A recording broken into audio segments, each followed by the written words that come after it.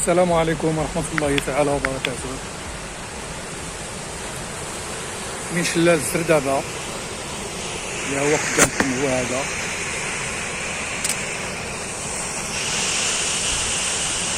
اللي كتواجد دوار الزردابة تابع الجماعة ديال السراردة إقليم تازة. الناس اللي كيسولوا على هذا الشلال هو هذا الشلال جد رائع. مياه بخصوص اللي كتسقط الامطار كتكون وفيره، اللي كتعطي واحد الرونق واحد الجماليه لهذا المنظر ديال هذا الشلال اللي كيتسمى شلال الزردابة او شلال الشق.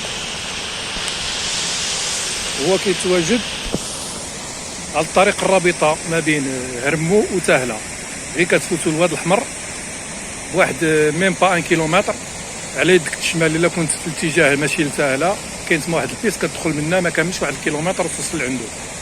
مناظر واعره بزاف، كاين غابات،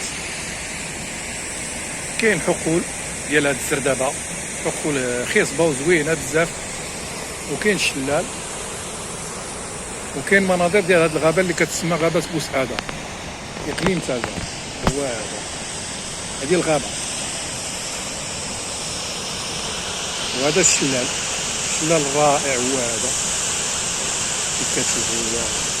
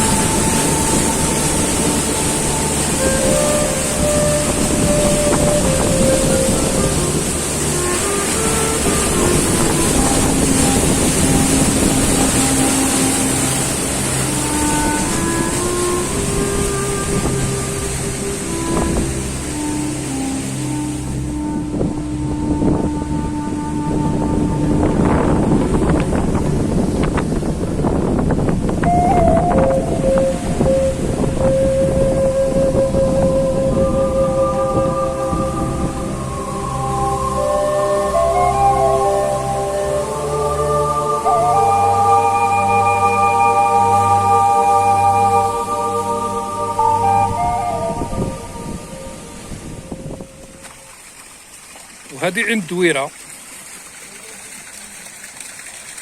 اللي كتواجد بدوار الزردابة تحت الشلال مباشرة. هاد العين الرائعة، هاد العين الجميلة، المياه ديالها مياه جد عذبة وباردة. هي هادي خيرات الماء هنا، ولتحت راه كاين الشلال ديال الزردابة ديال الواد الاحمر اللي تابعين للجماعة ديال الزراردة إقليم تازة. هي هذه.